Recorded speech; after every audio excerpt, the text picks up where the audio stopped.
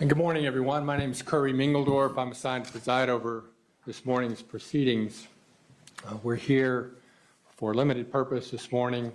I do want to note for everyone's benefit that there is, as everyone certainly is aware, considerable interest in what has occurred in our community in the last several days.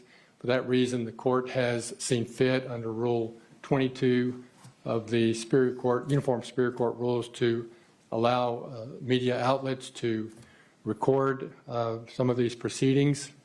However, under those rules, the court has set in place certain limitations, and I just want everyone to know that the media has been informed of that, and I'm confident that they will comply with that. But otherwise, there is to be no filming or recording by any members of the public or any other individual other than those authorized specifically by the court in its signed ruling. Are we ready, counsel, to begin and bring the defendant in? State's ready, Your Honor. All right. Defense is ready. All right.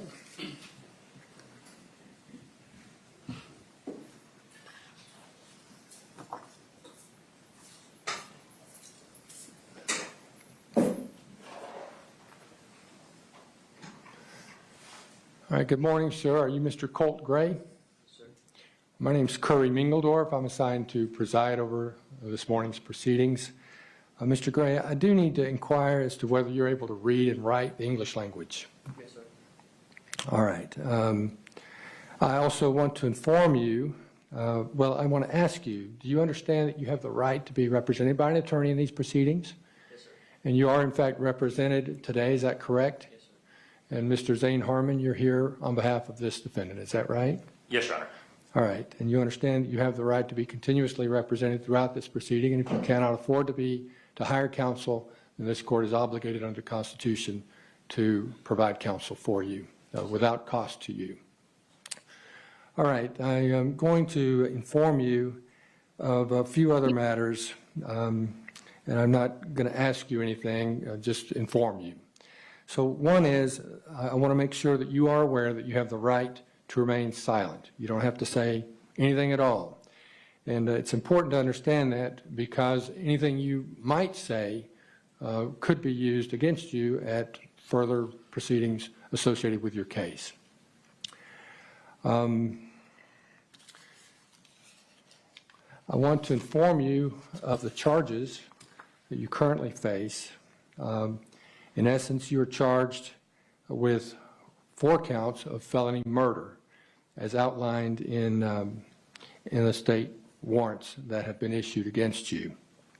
I want to make you aware that the maximum penalty for felony murder, so for each count, the maximum penalty is that you could be punishable by death, by imprisonment for life, without parole, or by imprisonment for life, with the possibility of parole. If you have any questions about these charges, then I would urge you to discuss those with your attorney. I would invite you, Mr. Harmon, to inform the court as to whether there's a request for bond at this time. At this time, Your Honor, there is not a request for bond. We will file the appropriate motions if that becomes necessary. All right. An indictment by the grand jury for most felony offenses or accusations, well, you have the right to receive an indictment for these offenses. And I assume Mr. Brad Smith is here on behalf of the DA's office, or he is our district attorney, and he's accompanied by Ms. Patricia Brooks, who is his chief assistant.